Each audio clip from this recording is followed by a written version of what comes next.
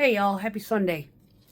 Yes, I woke up today dreaming about Chinese. And yeah, and I drank so much on Thursday, I totally forgot that I went on Amazon and I actually found that CD, and I don't even know what I paid for it. Totally fucking excited. Still in the wrapper. I have God, Molly Hatchet and something else still in the wrapper.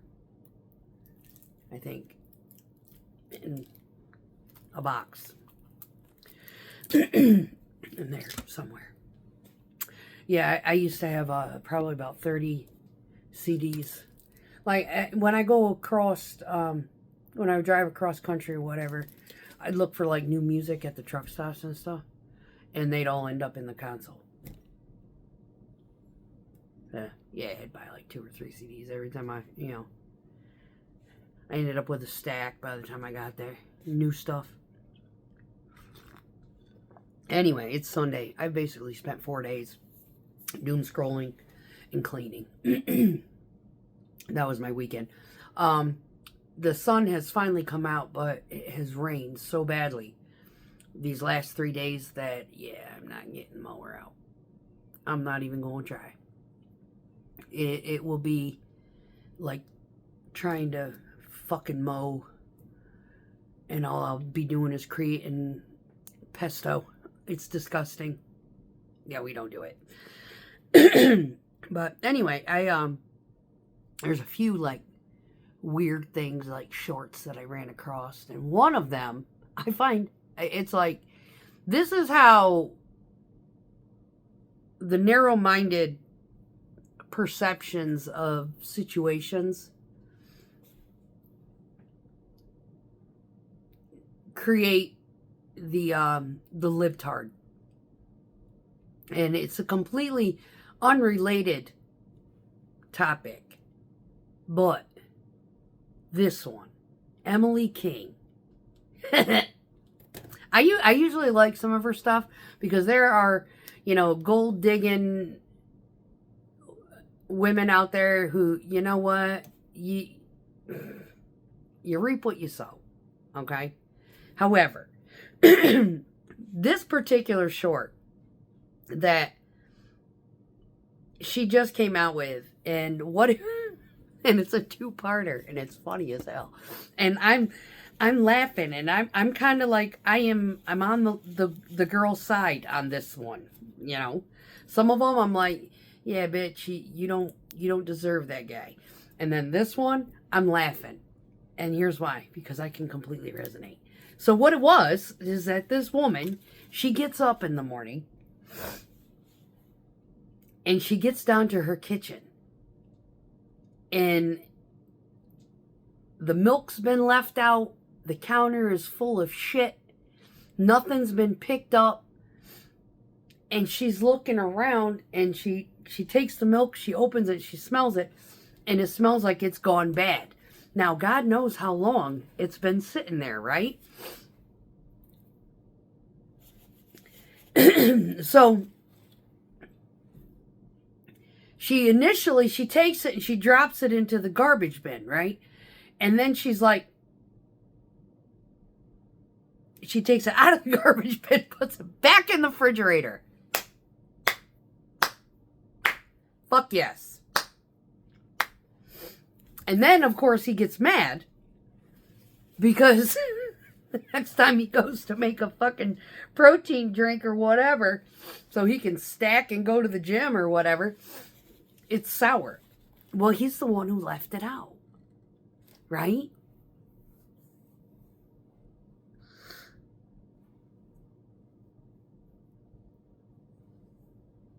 I'm sorry. Good. Clean up after yourselves. Yes. My house is not pristine. I get it. But I'm the only one who fucking lives here. And I'll be damned. If someone were to stay at my house and they fucking left the milk out, I would put that shit back and they can fucking drink it and find out how bad it really is. They left it out. And they'd probably be asking me, why did you put it back? And I'd be asked, why did you leave it out? No, you're going to drink that shit, fucker.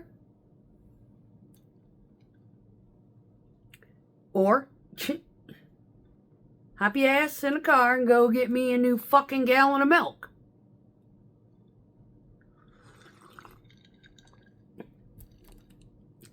I had a boyfriend once, back in band camp, who he would drink half a soda and leave it on the fucking end table. Or coffee table. Instead of taking that soda and dumping out the flat shit and taking the can and putting it in the fucking recycle bin or the trash bin or however the hell it was we fucking disposed of it, whatever state we lived in, whatever regulation applied. The fucking guy never got rid of the beer bottles or the soda cans or the soda bottles. He'd have 3 coffee mugs on the fucking table. You went back there to get another one. Take the other one to the sink.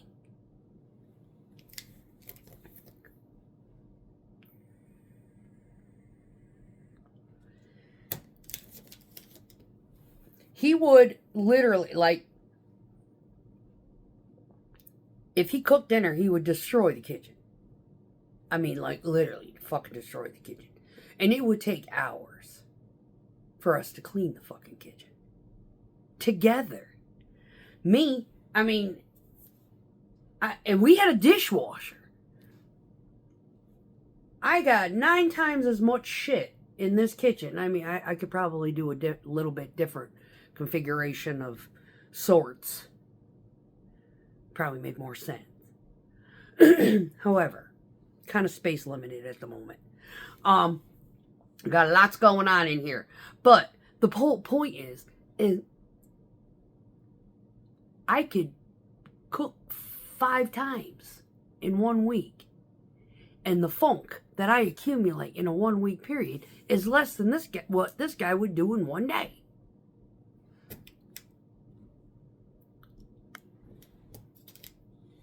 This is why I stay single. This is why. I've gotten to a point in my old age, in my old crotchety fucking self, that I have a hard enough time keeping up with myself. I ain't got the patience or the mental fucking stamina to keep up with somebody else. Now, there's a lot of different relationship coaches out there that, in all honesty, you know, Emily King goes to bat for some of these fucking men. And I'm like, why are you doing that? First of all, every time a guy asks a question that's pretty simple in respects to that, you know, if they just took 2 seconds to think about it, they could probably answer it themselves. Right? So, maybe it's just my upbringing. Maybe it's the fact that my mother raised hyper-independent women. And because we were raised as hyper-independent women, we expect our men to be on the same level of intellect.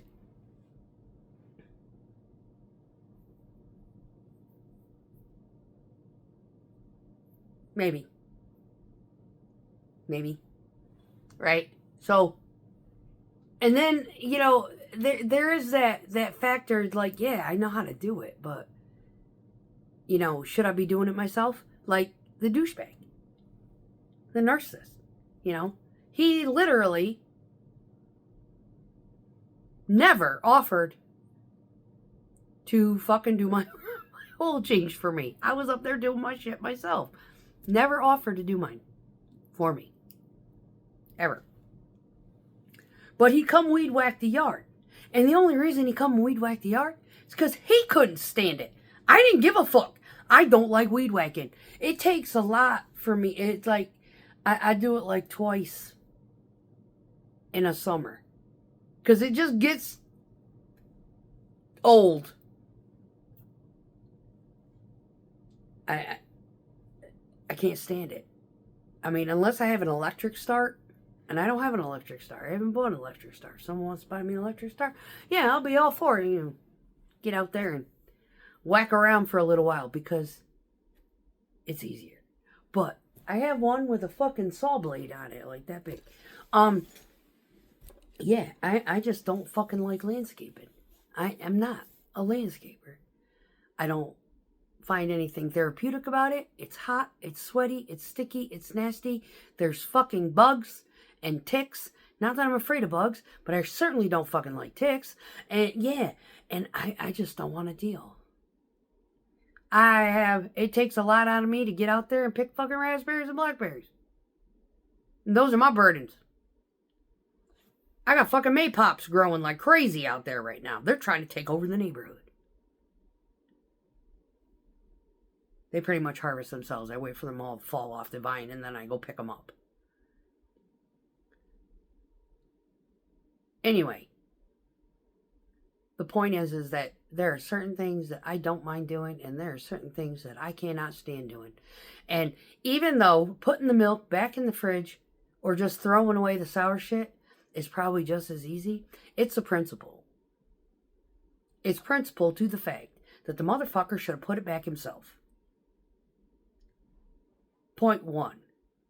Point 2, he drinks sour milk. Maybe he'll learn his fucking lesson the next time and put the shit away by himself.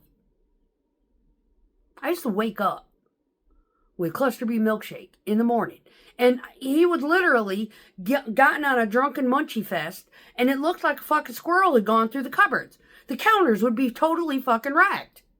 After he insulted me for an hour the previous night about not cleaning his kitchen to his fucking standards and sticking his head on the counter and checking for streaks.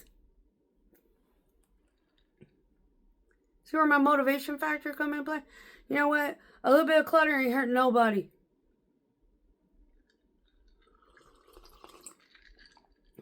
Especially if it's mine. I pay the fucking mortgage here.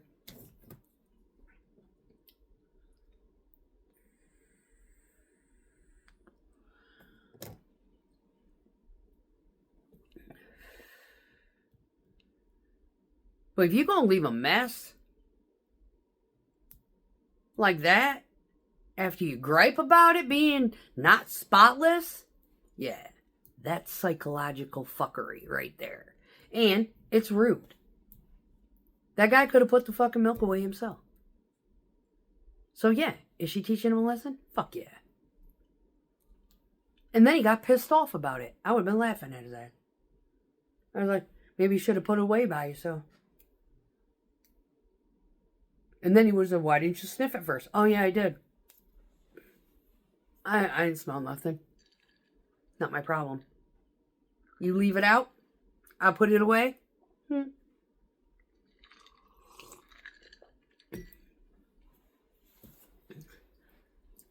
going to leave it out and waste it, you might as well just dump the whole fucking thing down the drain.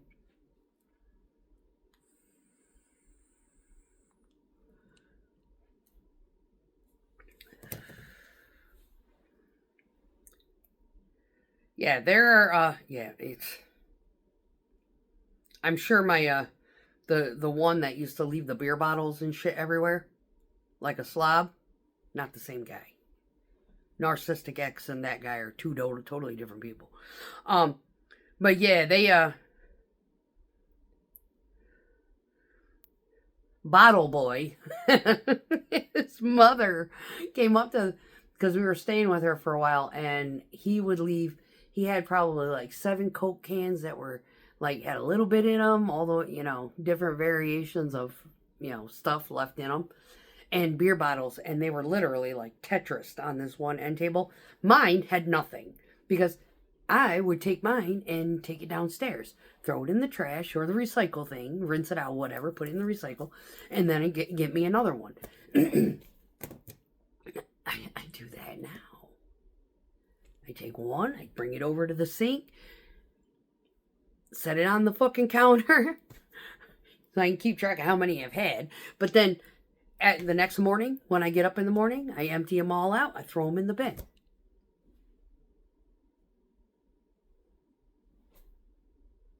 I don't have them accumulated right here in my perch. It's fucking wild. It blows my mind that it's like, what is wrong with you? Doesn't that get in your way? Doesn't that bother you? No, I give that woman kudos. Yeah, maybe her husband will stop leaving shit out and expecting her to fucking clean up after his ass all the time.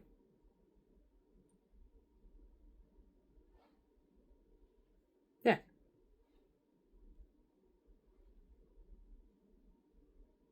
You're a fucking grown adult. If you gotta share your space, clean up after yourself. Period. And then help each other with the shared responsibilities like laundry. If it's mixed together, you help each other out. Not fucking hard. Lawn care. He weed whack, I mowed.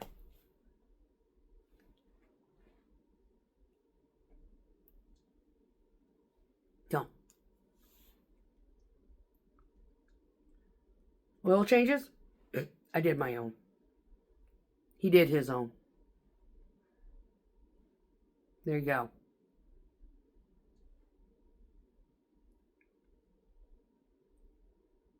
But the rudeness of it is when you're cleaning the kitchen together and you think you did a decent job and it looks clean and they come behind you and they criticize your efforts. But then in the middle of the night after they have their little drunken tirade, they get the munchies and it looks like a fucking squirrel attacked the cabinets and they leave that mess out. It's okay for them, but not for you.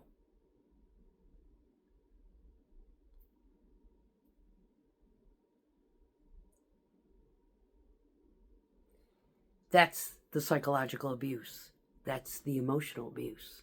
That is the mental fuckery when you're dealing with someone who has immature intellect or emotional immaturity, or they are a just walking fucking red flag. Yeah, he didn't like weed whacking either. He'd get all fucking mad. You don't fucking appreciate anything I do. Right? Yeah, like, I appreciate going with no sleep. Making me completely fucking exhausted so I don't even have the energy to do any of this shit myself. So yeah. One hand washes the other. There. You want me to go like a zombie with no fucking sleep? Fine. Get to whacking, motherfucker. Because I'm exhausted. Yeah. Want to sleep? Not call into work, no call, no show, shit like that. You know, I can go on all fucking day about how bad this motherfucker was. I can go on all day.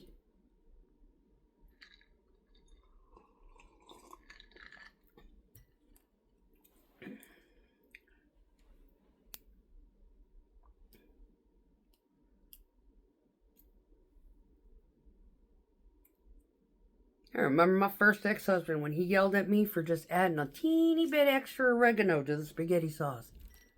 Got in my face and screamed at me like Randy Savage. Like he was about to bite my face off because I put a little bit of extra oregano in there after I tasted it. Screamed at me. I picked up the whole fucking pan and slung it across the kitchen. I was like, fuck you. You get to a point where you have had enough. And civility does not work. That's called reactive abuse. When they abuse you to the point where you finally break down and you have no patience, there are no patience left to be had, you fucking snap.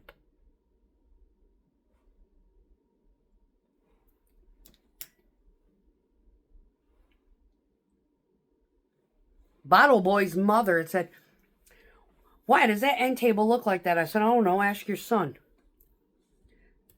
Why didn't you take him down? I said, he wasn't finished with him when I went down. His legs ain't broke, his arms ain't broke. And I didn't birth him. I'm not his mother. And I ain't married to him either. So I ain't second in command. He can take care of him damn self. That's his fucking problem, not mine. Does my side look like that?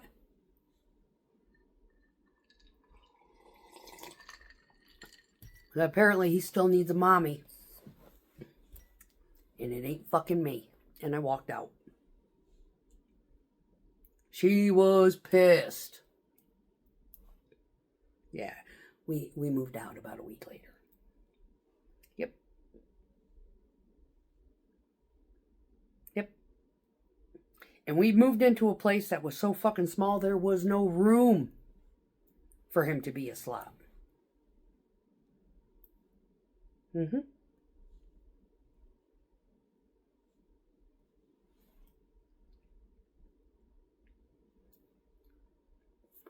So, yeah, it wasn't long after that I fucking left. But anyway, the point is that, you know what, marriages have their thing, and when women put primary examples, her point was this: just because you're married to the guy does not mean that it is a free pass for him to be a slob.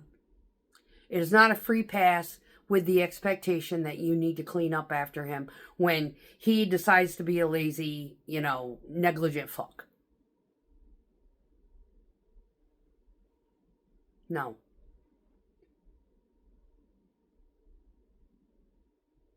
So, yeah. If you got mad because he put sour milk in his fucking protein shake that next day, you know what? No one's died from fucking sour milk. Matter of fact, there's a lot of things out there that we eat to this day that are deliberately fucking soured.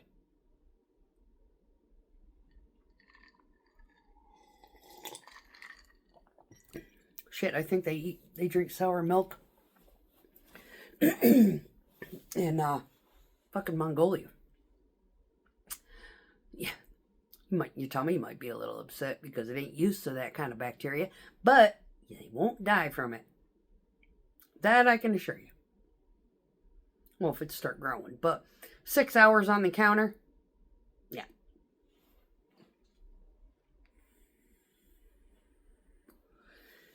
Nope, my grandma used to use soured milk to cook pancakes with. And bread and donuts. Yes, sir. So, stop over dramatizing shit. People need to grow up. Just because you got a significant other doesn't mean that they have to clean up after you. If you still need a fucking parent, then you shouldn't be married. Period. Peace.